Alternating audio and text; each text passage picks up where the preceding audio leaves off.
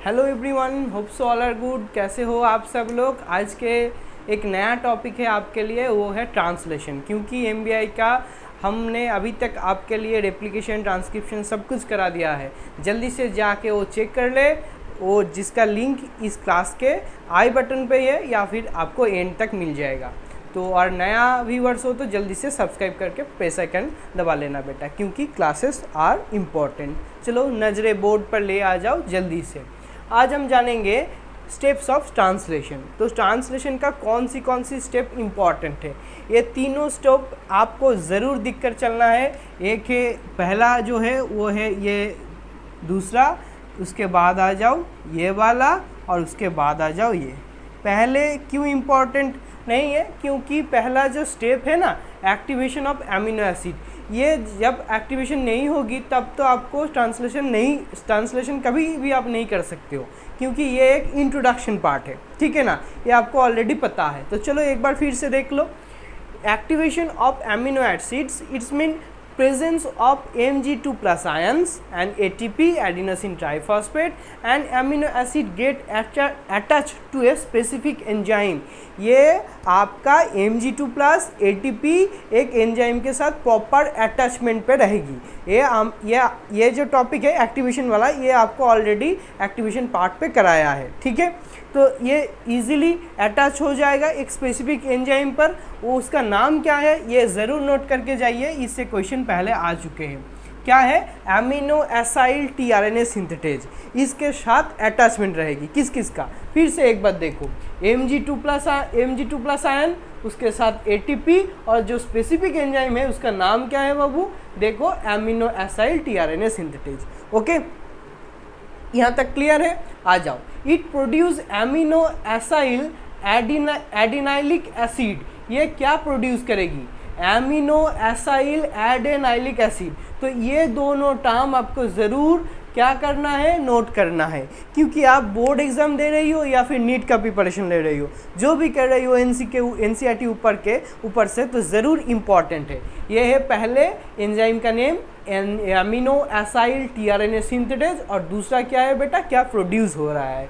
ठीक है ना, तो amino acyl एडेनाइलिक acid enzyme complex, ये पूरा प्रोड्यूस हो रहा है। ठीक है, तो साथ ही साथ में इसको क्या करेगा? फॉस्फेट को रिलीज कर देगा, तब ब्रेकअप द रिलीज एनर्जी, तब एनर्जी रिलीज हो जाएगा। इसका मतलब क्या हो गया बेटा? एक्टिवेशन ऑफ एमिनो एसिड हो गया। ठीक है, इसके बाद आ जाओ, आपका ट्रांसलेशन का पूरा स्टेप्स के अंदर आ जाओ तो क्या क्या लगेगी। पहले एक mRNA लगेगी, mRNA का टेम्पलेट लगेगी, जिसके पहले जो है ना वो मिथिलेटेड कैप होता है।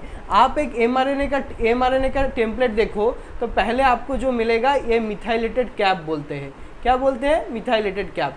ये इसके ऊपर से आप देखो तो यहाँ तक ये आपको कोडन मिल जाएगा। इसके बाद आ जाओ, आपको जो दिखेगा सो है पॉली ए टेल। इसके अंदर पूरा आपका पॉली ए टेल ही दिखेगा। तो mRNA टेम्पलेट आप ले लो, उसके पहले आप देख सकते हो एक मिथाइलेटेड कैप मिलेगा, उसके बाद आपको कोडन दिखेगा, और तो और एंड पर एक पॉली ए टेल दिखेगा। ठीक है ना, ये ज़रूर आपको पहले, इसका आपका पहला कंपोनेंट्स है mRNA। उसके साथ कौन है? उसके साथ है tRNA। ठीक है, tRNA भी आपको लगेगी, tRNA लगेगी, और क्या लगेगी? राइबोसोम लगेगी। राइबोसोम का 2 यूनिट होता है, एक है स्मॉल यूनिट और दूसरा है लार्ज यूनिट। ये कंपोनेंट आपका ज़रूर लगेगी। उसके साथ आप क्या दिख सकते हो? उसके साथ एक रिलीज फैक्टर लगेगी।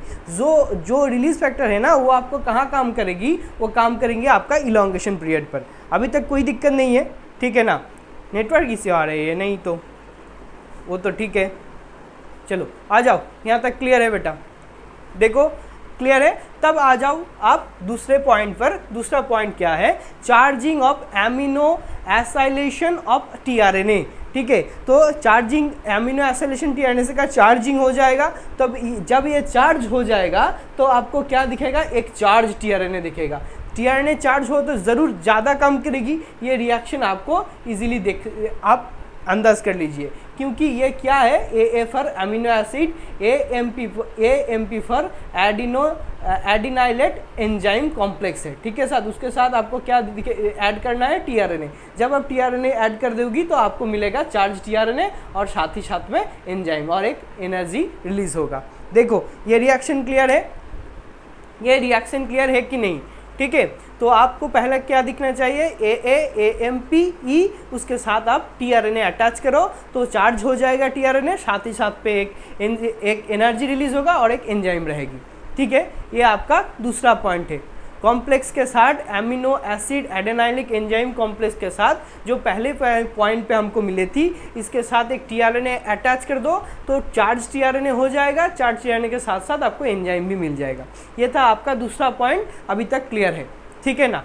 उसके बाद आ जाओ, ये तीनों के तीनों पॉइंट है ना, जो इनिशिएशन, इलॉन्गेशन और टर्मिनेशन, ये तीनों का जो तीनों पॉइंट है, इनिशिएशन इसका मतलब स्टार्ट होता है प्रोसेस, इलॉन्गेशन इसका मतलब चेन बढ़ता है, और टर्मिनेशन जिस पे चेन एंड हो जाता है, इसमें प्रोसेस एंड हो जाता है। ये तीनों प्रोसेस को आप कहीं भी दिख लो, आप रेप्लिकेशन पे दिखो यही तीनों पार्ट मिलेगा, ट्रांसक्रिप्शन पे दिखो यही तीनों पार्ट मिलेगा, और तो और अब ट्रांसलेशन भी दिख सकते हो, यही तीनों पार्ट ही आपको मिलेगा। वो कौन सी है, फिर से एक बार याद करो, वो है इनिशिएशन, दूसरा क्या है इलॉन्गेशन, और तीसरा क्या है टर्मिनेशन। क्योंकि इससे प्रोसेस स्टार्ट होती है, इससे चेन बढ़ती है, और इससे चेन को, उस प्रोसेस को एंड करते हैं, और या तो फिर प्रोसेस एंड हो जाता है।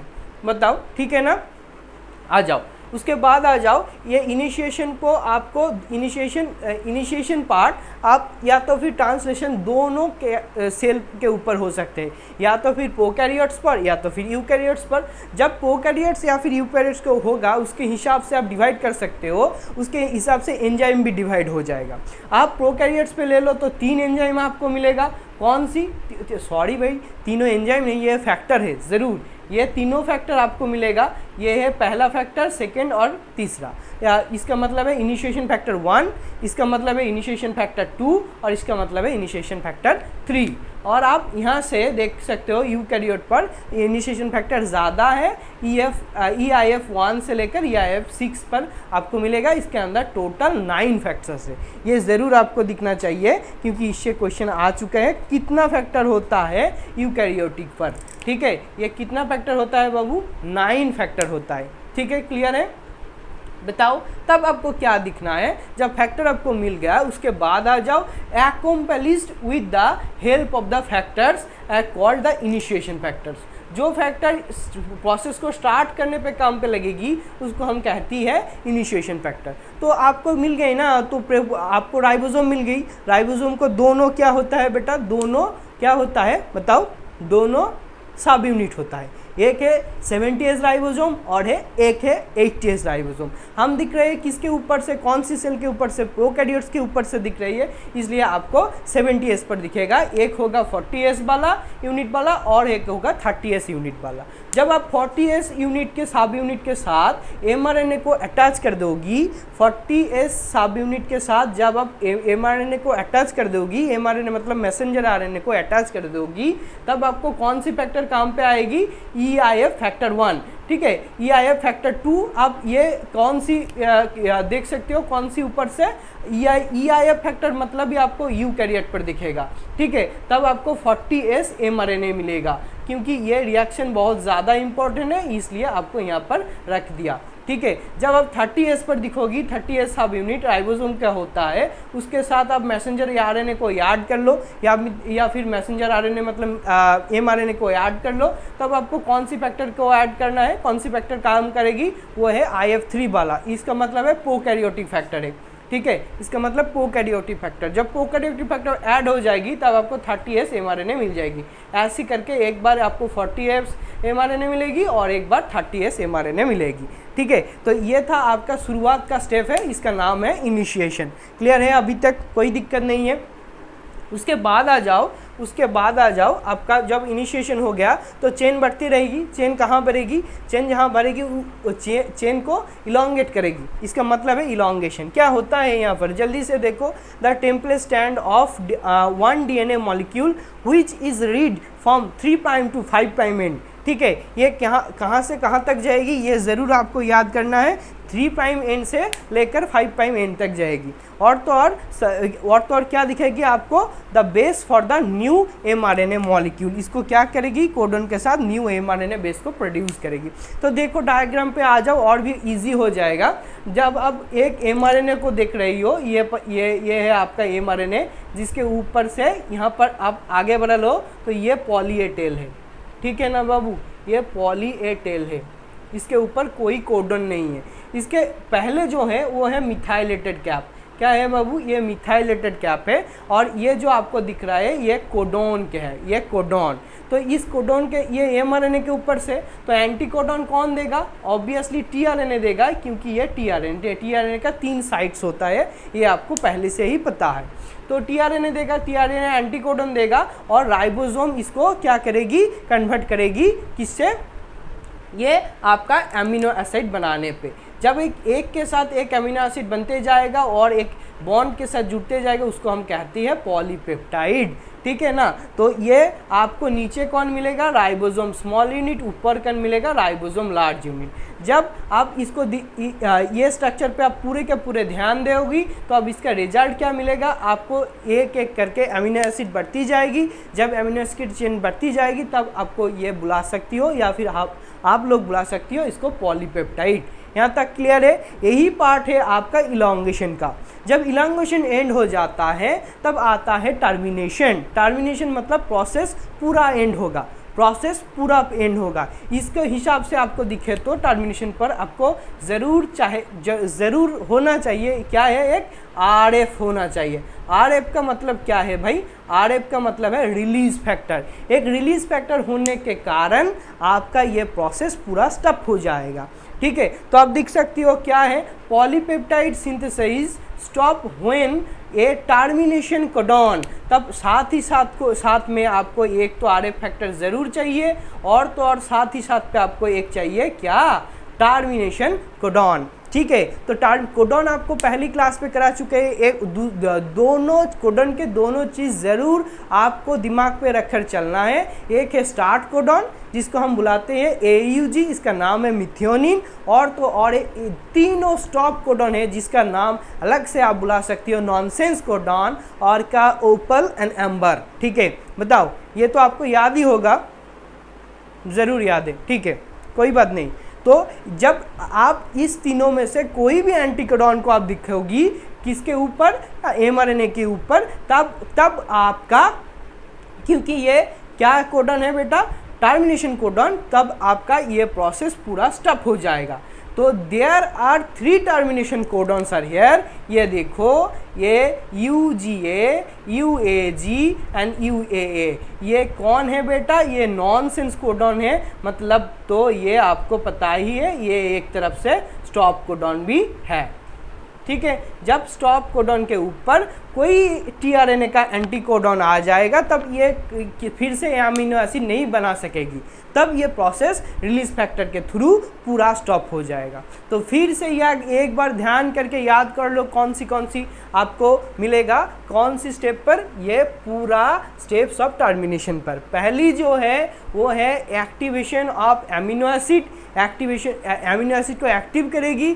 दूसरा क्या है, charging of amino acylation of tRNA, ये ज़रूर दिखना चाहिए, tRNA ट्रांसफर RNA, ये पूरा tRNA चार्ज होगा। पहले एनर्जी एक्टिवेट होगा, उसके बाद tRNA चार्ज होगा। जब tRNA चार्ज होगा तीनों प्रोसेस धीरे धीरे से आगे बढ़ते जाएगी। पहली होगा इनिशिएशन, दूसरा होगा इलॉन्गेशन और तीसरा होगा टर्मिनेशन। इनिशिएशन पे इनिशिएशन फैक्टर ज़रूर याद रखना है। प्रोकैरियोट पे हो तो IF करके बुलाओगी, यूकैरियोटिक पे हो गया तो UIF करके बुलाओगी। U for eukaryotic, I for initiation, F for factor. Clear है एकदम चकाचक, बताओ जल्दी बेटा, है बताओ जब हो गया तब इलांगेशन पे आ जाओ, कोडॉन के साथ एंटीकोडॉन मिलकर क्या बनाएगी, वो धीरे धीरे से एमिनो एसिड को बनाएगी। जब एमिनो एसिड का चेन आपको दिखेगा तब आप बुला सकती हो ये पॉलीपेप्टाइड चेन्स है। उसके बाद रिलीज फैक्टर की ज़रूरत है, साथ ही साथ में एक टर्मिनेशन कोडॉन जिसको आप पहले ही ऑलरेडी आपको पता है वो क्या है, स्टॉप कोडॉन या तो फिर नॉनसेंस कोडॉन ऐड कर दो बेटा, तब ये पूरा प्रोसेस स्टॉप हो जाएगा। तो ये था आपका पूरा का पूरा क्या है बेटा, स्टेप्स ऑफ ट्रांसलेशन। ये बहुत ही इंपॉर्टेंट टॉपिक है एमबीआई के ऊपर से, क्योंकि आप दिख रही थी पहले ग्रिफिथ से लेकर रेप्लिकेशन पे थोड़ा बहुत डाउट आ रही थी, रेप्लिकेशन क्लियर करके उसके बाद ट्रांसक्रिप्शन के क्लियर करके आज आ गई आपका क्या, ट्रांसलेशन। मतलब आपका जो सेंट्रल डॉग्मा का प्रोसेस था ना, क्या है बेटा, डीएनए को फिर से रेप्लिकेट करेगी, इसके नाम था रेप्लिकेशन। जब डीएनए आरएनए बना रही थी या फिर आरएनए बना रही थी तब आपको पता चला वो ट्रांसक्रिप्शन है। और उसके साथ और भी एक पता चला, जब आरएनए से लेकर फिर से डीएनए पे आ रही थी वो था रिवर्स ट्रांसक्रिप्शन। और जब एमआरएनए से या फिर आरएनए से आपको प्रोटीन मिल गया तब यह प्रोसेस का नाम है ट्रांसलेशन। तो ये था आपका पूरा का पूरा सेंट्रल डॉग्मा का थीसिस विथ एक्सप्लेनेशन। बताओ इस यहाँ तक कोई दिक्कत है या नहीं है? ठीक है, एकदम क्लियर है? क्लियर है तो ज़रूर ठोको लाइक और कमेंट बॉक्स में बताओ कोई आपका क्लियर कोई डाउट है तो। So thanks for watching and see you next class.